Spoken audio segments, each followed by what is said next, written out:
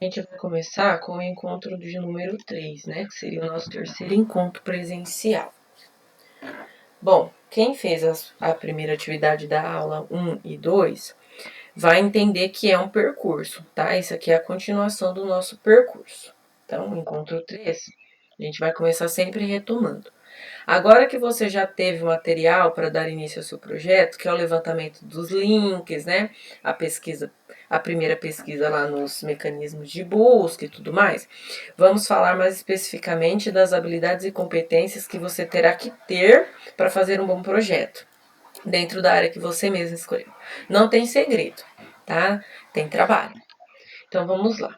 As habilidades e as competências da iniciação científica. O que você, com o processo, vai conseguir ter? Você vai conseguir resolver problemas. Só um minutinho.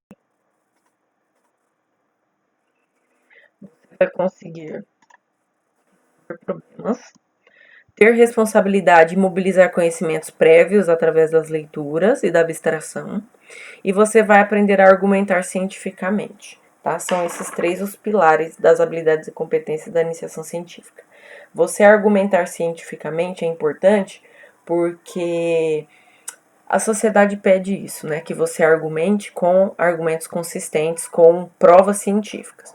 Resolver problemas, a gente faz isso o tempo todo. Mas quando você tem as habilidades e competências da iniciação científica, você consegue resolver problemas que vão ajudar outras pessoas a resolver o problema delas. E você ter responsabilidade com os dados que você vai pesquisar e mobilizar conhecimentos que você vai adquirir através das leituras. Resolução de problemas. O projeto de iniciação científica nada mais é do que uma resposta para um problema, tá? Pode ser de qualquer assunto. E para resolver esse problema, você vai ter que usar as obras e a linguagem científica. Aqui eu dei um exemplo bem básico. Por que usar jogos e brincadeiras na educação infantil? Você pode dar respostas do seu conhecimento prévio, como o lúdico ajuda a criança a aprender, a criança aprende brincando, mas como você vai confirmar isso? Através de obras científicas, né? Por que é importante o hábito de escovar os dentes desde bebê? Porque há algumas pesquisas que evidenciam que as crianças que iniciam a limpeza bucal desde precocemente, elas têm a maior chance de ter menos problemas dentários ao resto da vida, tá? Mas tudo isso foi pesquisado, foi comprovado, foi feita uma pesquisa em cima. Habilidade e mobilização de conhecimentos prévios. Ao se construir um projeto de iniciação científica, espero que você seja responsável consigo e com os outros, que você se comprometa com seu projeto, que seja fiel ao seu tema e que elenque as referências que você vai usar para não cometer o crime do plágio. Espera-se também que você pesquise muito, né? E que com isso você tenha mais conhecimento sobre o tema que você escolheu. Seus conhecimentos prévios vão te ajudar a agregar cada vez mais informações. Então, eu pedi para que vocês escolhessem, vou pedir para que vocês escolham um tema dentro da área que vocês pretendem seguir. Então, se vocês realmente forem seguir nessa área, vocês já vão ter um conhecimento muito maior do que as outras pessoas dentro dessa área, desse tema, entendeu? Científica. Em um projeto científico não se pode haver achismos. Tudo o que se fala tem de ser provado ou ter sido provado por alguém em algum momento. Por isso, eu reitero a importância das fontes, das referências, porque é elas que vão dar a argumentação científica que vocês precisam. A utilização de fontes não confiáveis, como eu acho, alguém disse, mas não tem como provar, não viabiliza ela invalida a sua pesquisa e faz com que seu projeto não seja confiável. Porque o que é confiável? Aquilo que eu me propus e provei. Científica. Essa abordagem de pesquisa, porque tem vários outros tipos de pesquisa, tá bom? Nós vamos falar aqui especificamente da pesquisa científica. Essa abordagem de pesquisa se baseia principalmente no trabalho de investigação, desenvolvida a partir de questões abertas, tá? E que pretende o quê? Desenvolver novos conhecimentos, resolver novos problemas, desenvolver o senso crítico e a sua criatividade e desenvolver conhecimento sobre criação e argumentação científica. Agora que nós já conhecemos as habilidades necessárias para a construção do projeto, precisamos ter conhecimentos e entender quais são as etapas que devemos percorrer para realizar nossas pesquisas. Então, aqui eu vou ter todo um processo de tudo que a gente vai fazer ainda durante esse processo, que é o nosso roteiro, né?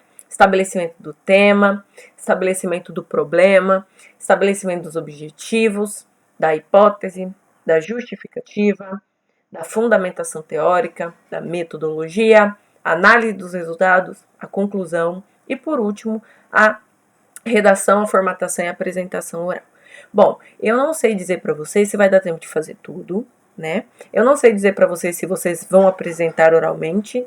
Eu coloquei aqui como se fosse no presencial, mas a gente vai adaptando conforme for, tá bom? A gente vai começar a trabalhar passo a passo.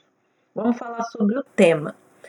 O tema é o assunto escolhido por você para discorrer seu projeto de pesquisa. O tema, ele pode estar relacionado a qualquer área do conhecimento. Quem vai determinar é você. Você é quem vai determinar esse tema. Mas para isso é necessário você pesquisar bastante. Por quê? Se você escolhe um tema, ele pode até ser legal, tá bom? Só que tem que ter referências, tem que ter fontes para você falar desse tema. Lógico que é muito legal fazer um trabalho de um tema que seja inédito, mas a gente deixa os temas inéditos para quem já está nessa fase há muito tempo, para quem está fazendo um doutorado, que já tem as habilidades necessárias de pesquisa. Então sempre peguem temas que outras pessoas já pesquisaram, para vocês aprenderem como é. Porque se você aprender como é, quando você estiver na graduação, aí sim você pega um tema inédito, tá bom? Já que você já entendeu a estrutura. As referências que você vai encontrar são de extrema importância para construir um trabalho confiável e que chama a atenção das pessoas. Espera-se que o grau de conhecimento sobre o assunto possa ser aumentado em função da pesquisa. Então, quando as pessoas lerem o seu projeto, elas vão conhecer um pouquinho mais do seu tema. Só que você vai saber muito mais. Porque nem tudo que você leu, nem tudo que você aprendeu, você vai colocar dentro do seu projeto. Então, você tem que saber muito mais do seu projeto do que as outras pessoas. Aqui eu vou dar um exemplo de tema, que é um tema bem atual, né? Televisão versus a internet. Quem leva melhor na atualidade? Eu tenho a minha opinião sem ter pesquisado, tá? É só um tema que eu elenquei, não pesquisei a fundo sobre isso. Eu tenho a minha opinião, vocês têm a opinião de vocês. Mas e aí? O que as pesquisas mostram? Quem já pesquisou sobre isso achou o quê? Né? Um problema. Dentro do tema escolhido, você deve levantar um problema. Então, o tema, pessoal, o tema é algo bem grande. Como, por exemplo, quem escolheu medicina veterinária, por exemplo, pode escolher como tema animais de grande ou de pequeno porte. Então, vou falar sobre animais de grande porte. Mas qual que é o problema dos animais de grande porte? Por exemplo, como tratar animais de grande porte num consultório urbano? É um problema, né? Você chegar com um cavalo dentro de uma cidade, assim, às vezes no centro, num consultório. É algo fictício, tá? Surgiu na minha cabeça aqui agora. Mas é só para vocês entenderem um problema. Não necessariamente o problema é uma pergunta, mas é uma questão, tá? É uma questão. Pode ser polêmica ou não, e que gera dúvidas, como por exemplo, esse que eu acabei de dar. A pesquisa deve ser focada no problema. E, como ela é focada no problema, você tem que, durante a sua pesquisa, ir encontrando uma solução. Ou caminhar no processo de encontrar uma solução. Se até no final você não encontrar a solução, não tem problema, mas você vai estar um pouquinho mais perto da solução do que no começo, tá bom? E o problema que você vai montar, ele deve orientar a sua pesquisa. Porque é através desse problema que você vai caminhar para evidenciar a solução. No exemplo que eu dei antes, da televisão versus a internet, olha o meu problema. Será que diminuiu com o advento da internet, né? Internet agora no celular, fácil, Wi-Fi, será que diminuiu o número de telespectadores de televisão em comparação com a internet? É uma dúvida, é uma questão. Então eu vou discorrer sobre ela. O objetivo geral, né? Depois que eu já elenquei o tema e levantei o problema, eu vou pensar nos objetivos. O que é o objetivo? Onde você resume e apresenta a ideia central. Então, por exemplo, lá no meu problema dos animais de grande porte num consultório urbano, como atender animais de grande porte em consultórios urbanos? Eu posso ter como objetivo comprovar que não dá para atender, comprovar que talvez o veterinário tenha que sair do seu local e atender esse paciente, né, esse animal lá no lugar onde ele está. São todos objetivos, entendeu? Ver se tem uma solução prática que alguém já comprovou, talvez eu hoje não conheça, mas Vê se há algum outro método, né? O objetivo geral, ele é geralzão mesmo, tá? Ele deve descrever de forma resumida a finalidade do seu estudo. Deve conter a hipótese ou o problema que será investigado, assim como a denominação do tema. E é no objetivo geral que você vai explicar o que você procura ter com a sua pesquisa. Então, ó, o exemplo dado através do nosso exemplo. Ó.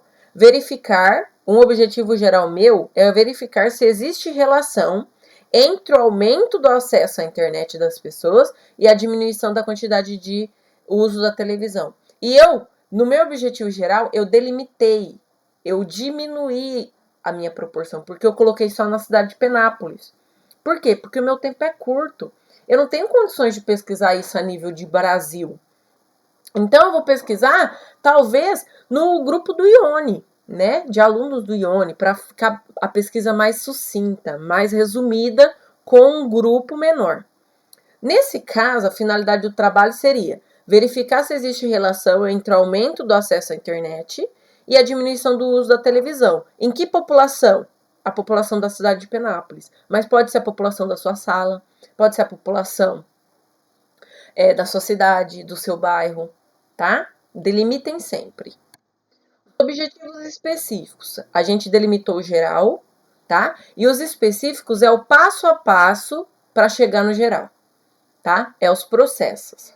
E é o nosso guia de conteúdo. Então, no exemplo anterior, onde o objetivo geral era verificar na cidade de Penápolis se realmente o aumento do acesso à internet diminuiu o uso da televisão, os objetivos específicos são analisar o aumento do acesso à internet. Então, o ano passado, quem não tinha Wi-Fi em casa e hoje tem. O ano passado, quem não tinha celular com internet e hoje tem. Beleza, aí eu vou perguntar para a mesma pessoa, quantas televisões tem na sua casa? Ah, 2 anos atrás, quantas horas de televisão você assistia? E hoje? Hoje você usa televisão ou celular mais? São todas perguntas, né, que vão nos levar a responder o meu problema. E aí, ó, analisar o número de televisores. Depois você vai começar a analisar todas as perguntas que você fez. Verificar o uso da televisão, comparar o uso da internet com a diminuição do uso da televisão. Tudo isso são os objetivos específicos, tá? Pessoal, não tem como você delimitar tudo isso agora no começo. Tudo isso vai surgindo durante sua pesquisa, enquanto você vai pensando. O que é a hipótese? A hipótese, como vocês já sabem o que é hipótese, é um levantamento prévio, uma resposta prévia. Então, eu não levantei um problema. Com a hipótese, eu vou responder ela com os meus conhecimentos prévios. É uma resposta provisória. Então, eu sempre vou afirmar, é o que eu acho. Não tem problema se lá no final a hipótese for refutada, tá? For deixada de lado, não tem problema. Então, a minha hipótese para o meu tema de hoje, para o meu problema da televisão e da internet é: percebendo a mudança do comportamento das pessoas da cidade de Penápolis, foi possível perceber que aumentou muito o acesso à internet e diminuiu o uso da televisão. Essa é a minha resposta provisória. Eu só vou saber responder corretamente depois que eu fizer a pesquisa. Justificativa. É o convencimento de que o seu trabalho precisa ser feito. Por que o seu tema é importante? Por que você pensou nisso? Né? 3 itens vocês têm que parar para pensar quando forem montar sua justificativa. Qual que é a importância do seu trabalho? Por que esse tema que você levantou ele é importante? Por que você chegou nesse tema, nesse problema? É um problema para você? É um problema que você já se deparou, que muita gente já questionou? Viabilidade. Quais são as possibilidades de realizar essa pesquisa? Por exemplo, no exemplo anterior, se eu coloco assim a nível de Brasil a pesquisa, eu tenho condições de realizar uma pesquisa a nível Brasil? Não. Então eu vou diminuir a minha população. Eu vou fazer primeiro com o meu bairro. Depois eu faço com a cidade de Penápolis. Depois com o estado de São Paulo e assim por diante, entendeu? Oportunidade. Por que essa pesquisa é importante nesse momento agora? Ou, falar de internet agora que todo mundo está trabalhando em teletrabalho é um tema recorrente, né? Um tema muito atual. O pessoal fica em frente à tela muito tempo. Será que depois eles têm paciência para assistir televisão? Entendeu? Qual que é a oportunidade? Fundamentação teórica. Aqui é que mora o coração do nosso trabalho. Sem isso aqui, o nosso trabalho não é nada. Tá bom? E a fundamentação teórica, ela também recebe o nome de revisão da literatura. Porque o que é? É onde você vai nas plataformas pesquisar pessoas, obras, autores, que já tiveram o mesmo problema que você, que já estabeleceram o mesmo problema que você, ou já fizeram trabalhos parecidos, para que você faça o quê? Tenha fontes, levante referências, tenha dados, tenha informações. Então, na fundamentação teórica, você vai apresentar as teorias e os seus autores que você escolheu. Você vai revisar textos, artigos, livros, periódicos, todo o material que você encontrar que fale ou trate do tema que você escolheu. Você vai escrever o seu trabalho baseado na ideia de outros. Lembra que eu não posso achar? Então, você vai construir o seu trabalho por meio das ideias de outros. Tá bom? E para isso você precisa ler bastante. Antes que vocês reclamem, até agora nós fizemos algumas atividades, né? Mas é muito mais teoria mesmo, tá? Isso aqui que eu tô passando para vocês é teoria de quase um ano na faculdade. Então eu tive que enxugar bastante para poder chegar onde eu quero, tá bom? Eu respeito vocês, se tiverem de saco cheio, eu sei que vocês estão cheios de conteúdos, mas vamos tentar fazer um pouquinho. Eu tô considerando todos os pouquinhos que vocês estão me enviando, tá bom? E a atividade. O que é a atividade? Nós já fizemos a primeira e a segunda, né? Que eu coloquei lá no Class. E vocês, alguns já me enviaram. Quem não me enviou pode enviar, que eu vou considerar. E agora a gente vai começar a fazer a pesquisa em si. Então, qual que é o nosso objetivo dessa quinzena?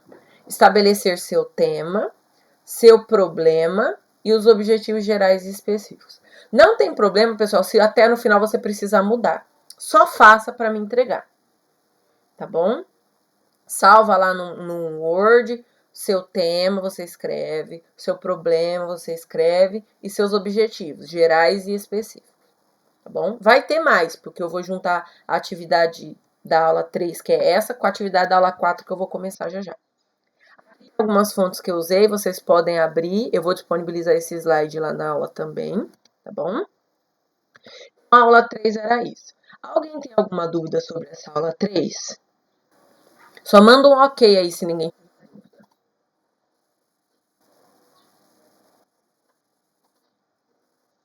Eu já vou evoluir para a aula 4, que são sempre 2 aulas juntas. Beleza, eu vou fechar a aula 3 e vou para a aula 4, porque senão fica muito extenso, fica cansativo, tanto para vocês quanto para mim também. Perdi a minha parte de falar muito, já tô com a garganta seca aqui.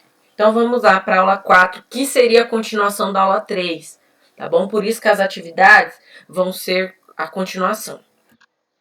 Bom, continuando, vocês já deveriam, no caso da aula 3, já ter pensado no tema, no problema e no objetivo geral específico, bom?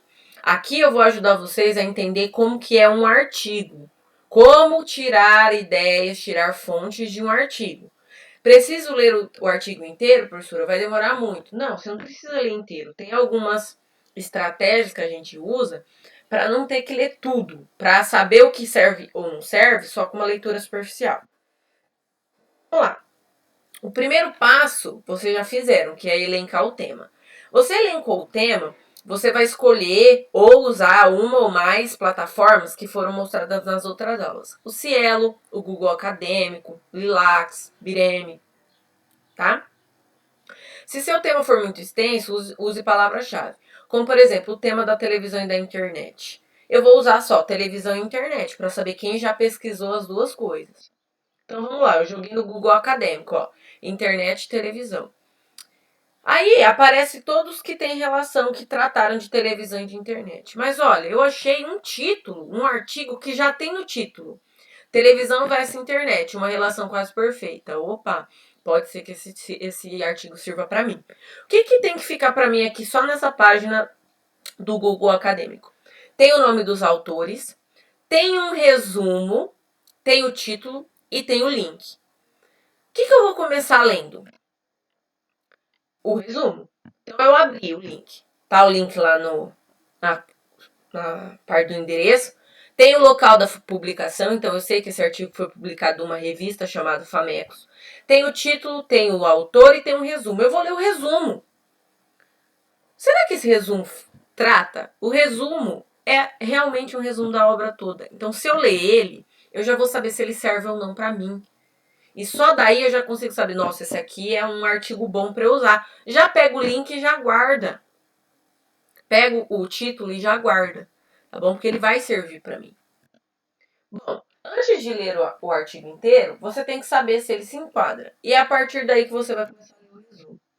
Tá bom? Aqui eu dou uma dica de como guardar os links. Por que eles são importantes? Ah, hoje eu li 4 resumos, mas não guardei nenhum. Quem garante que amanhã você vai achar esses 4? E se você não achar, você não pode usar eles, porque você precisa ter referência. Então sempre guarda. Serve para você? Abre um arquivo Word, cria um grupo só de você no WhatsApp e manda para você. Vai deixando guardado em algum lugar. Tá bom? E sempre no mesmo lugar. Então, toda vez eu vou criar um grupo só comigo, eu vou mandar o link lá. Então, na minha conversa comigo mesma, eu vou ter todos os links para usar depois. Bom, o que a gente não pode ter no nosso trabalho? Usar ideias de outros sem referência. Então, eu vi naquele... Dá trabalho, né, professora, fazer referência. Eu não vou referenciar nada, não. Eu vou escrever aqui, ó, e não vou colocar referência de ninguém. Isso é crime, tá? Usar a ideia de outros, a escrita de outros, sem dar a devida referência, é crime, tá bom? Professor, mas você não vai olhar isso. Eu olho, eu tenho um aplicativo, né, para olhar se tem plágio. É claro que eu não vou colocar ninguém, né, contra isso, mas saibam que se vocês se acostumarem a fazer isso agora, vocês vão fazer isso na faculdade. E na faculdade eles têm tolerância zero para isso. Tá bom? Eles passam pelo mesmo aplicativo e se ele gera plágio, eles descontam nota, eles expulsam. Eu já vi caso até da pessoa perder os 4 anos de faculdade, que eles foram expulsos e sofreu processo civil administrativo. Bom, então sempre referenciem, né? Não use fonte, não use palavras de outras pessoas sem dar a devido crédito. Porque a referência é um crédito que você está dando. Você pode ter seu texto todinho referenciado, que ótimo. Quanto mais referências, melhor, mas você tem que ter referências, tá bom? Citação. Agora é que a porca torce o rabo. Quando a gente vai lá no artigo e viu algo que serve para nós, que eu quero, eu tenho que citar isso no meu projeto, no meu texto, né? E é através da citação que eu vou dar o devido crédito, a devida referência. Então, como que eu faço uma citação? Tem 2 tipos de citação, tá bom? Não é difícil, é só entender que tem 2 tipos. A direta, citação do tipo direto, e a citação do tipo indireto. A direta, ela tem 2 formas, a direta curta e a direta longa. O que é a direta curta? Aliás, vamos falar primeiro do que é a citação direta. A citação direta é aquela do copia e cola. Você vai escrever igualzinho você achou. Tá? Então, se o fulano lá escreveu tal coisa, eu achei legal, não vou mudar nenhuma vírgula. Não vou mudar nenhuma vírgula. Eu copio e colo. A direta curta, ela tem que ter menos de 3 linhas para ser considerada curta. E como que eu faço ela? No meio do texto mesmo, eu vou colocar lá, por exemplo, igual aqui no exemplo. Segundo Anderson, abro aspas, coloco a frase de até 3 linhas, fecho aspas. Aqui eu coloquei o nome dele no começo, mas eu posso colocar no final. Então, obviamente, essa é a função da economia, nananana, ponto final, fecho aspas, abro parênteses, Anderson, 2006, página 19. Essa é a chamada citação direta curta. Até 3 linhas, copiado na íntegra, você copia e cola e coloca entre aspas. Tem a direta longa, que também é na íntegra, você não muda nada. Só que a longa, ela tem mais de 3 linhas e ela não vai no decorrer do texto. Ela precisa de um recuo e ela vai com um tamanho de letra menor. Então, quando você achar um texto que você quer copiar a fala do autor, e isso vai dar mais de 3 linhas no seu texto, você tem que fazer o seguinte: você tem que ir para uma linha nova, então é esse espaço que vocês estão vendo, sem parágrafo, sem aspas, sem espaçamento, então vocês podem ver que tá bem juntinho, tamanho de letra menor e com um recuo de 4 centímetros. Então fica aquela caixinha de texto recuada à direita, que você percebe, já a hora que você bate o olho no texto, você percebe que é uma citação direta longa, tá bom? Aqui no caso o autor vai no final, poderia ir no meio do texto também, tá bom? Então, sempre que você vê isso nos artigos, você já vai perceber, ó, tá entre aspas e tem até 3 linhas, citação direta curta. Olha, tá recuado aqui num tamanho de letra menor, citação direta longa. Essas citações, pessoal, você pode usar, mas você não pode abusar. Geralmente a gente fala que citação direta é uma por página em trabalhos acadêmicos. É uma por página, tanto a direta longa quanto a curta. Por quê? Porque senão seu trabalho fica muito copia e cola. Por isso que eu falo, usem e abusem dessa próxima que eu vou passar para vocês, porque essa próxima não tem limite.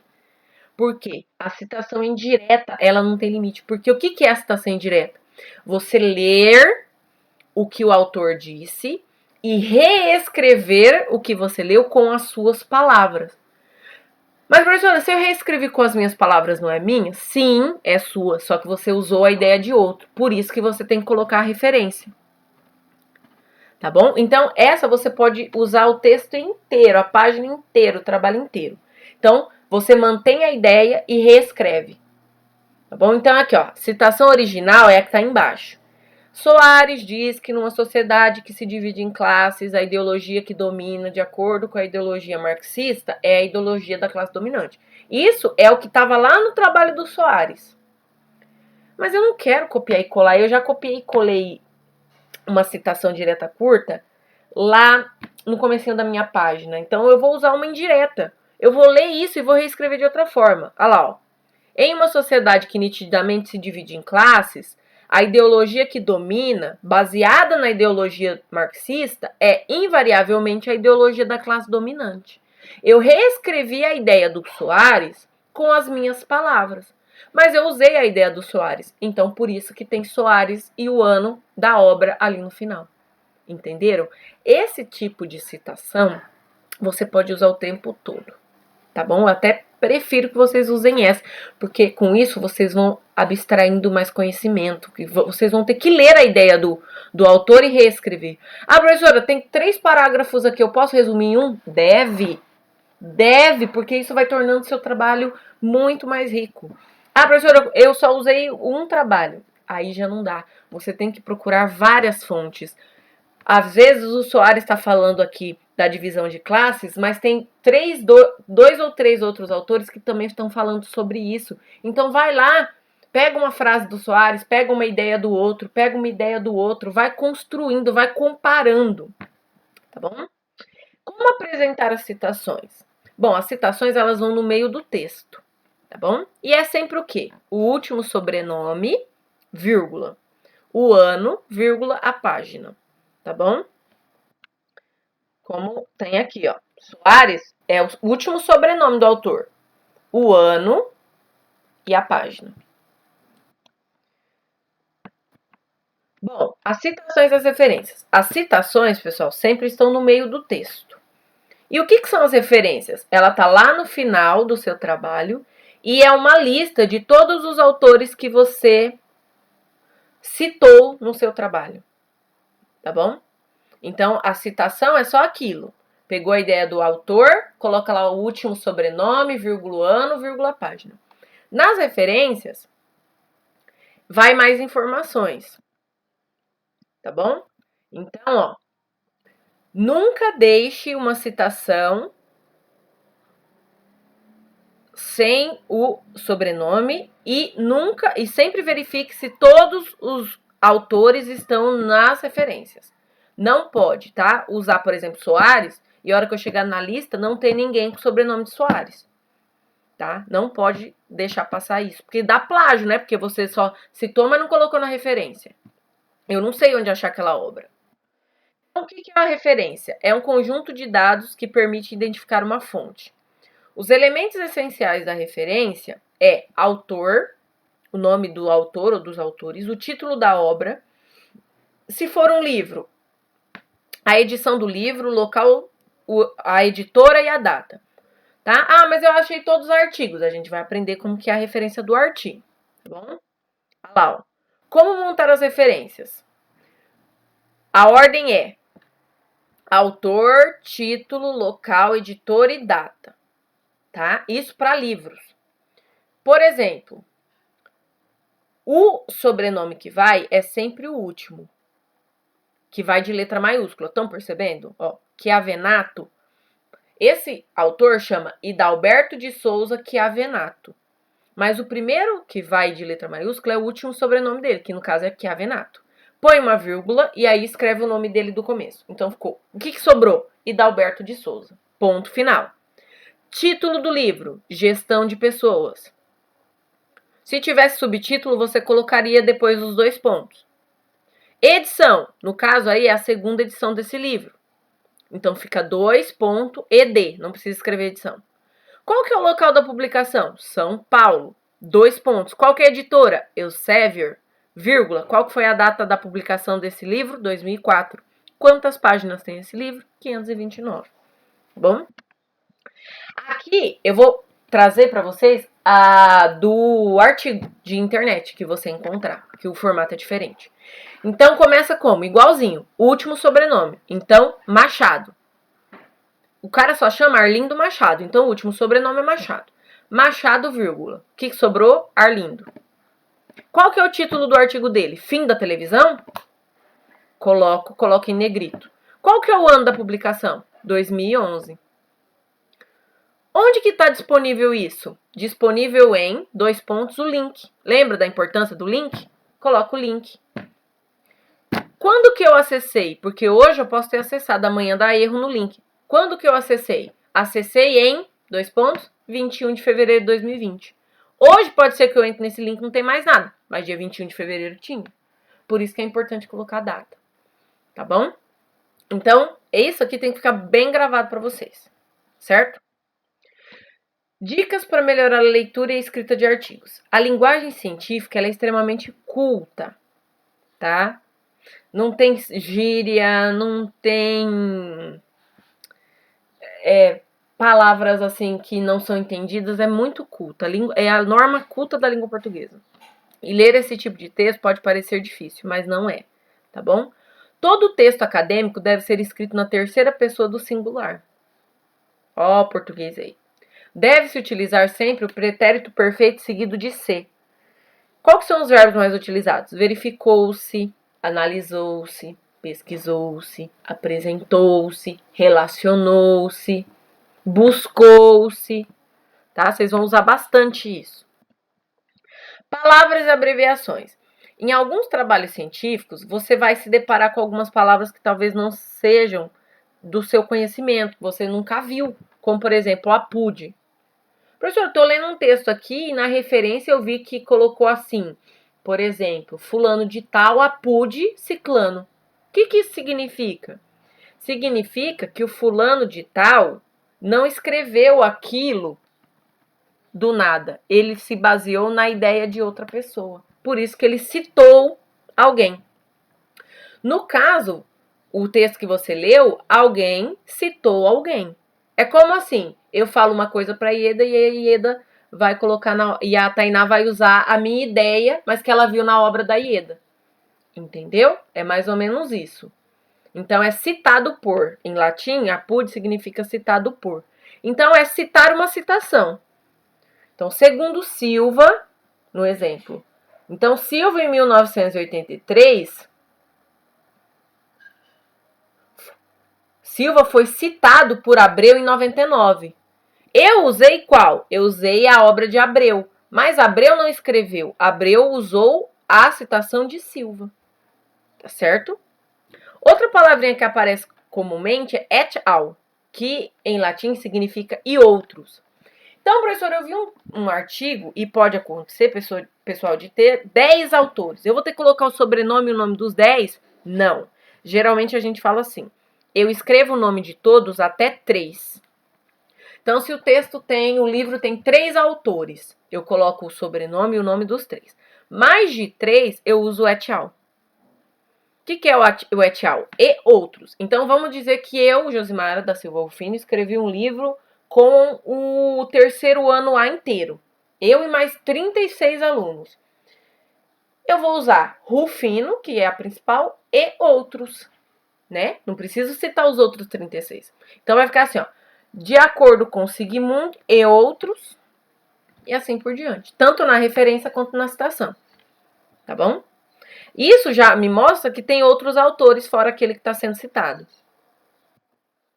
Bom, o que é a próxima atividade agora? Vocês escreveram o tema, a questão, a pergunta e os objetivos. E agora a gente continua com a hipótese e a justificativa. Tá bom? E na justificativa aqui eu estou pedindo pelo menos uma fonte e uma citação. Tá? Então pode ser direta, indireta, curta, longa, uma de cada. Tá bom? Então, eu vou colocar isso, todas as atividades no Word para vocês. Ainda hoje eu disponibilizo no grupo, mas no grupo fica muito complicado, então eu vou colocar no Class de todas as salas. Então, já você vai no Class da sua sala que vai ter uma nova atividade de eletiva, dentro da minha eletiva. Tudo bem? Tem alguma dúvida, pessoal?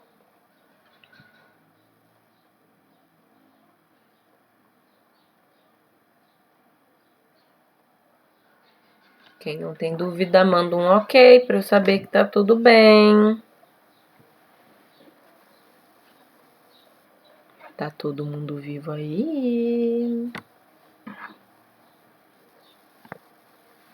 Beleza. Pessoal, só um minutinho, eu vou parar a gravação.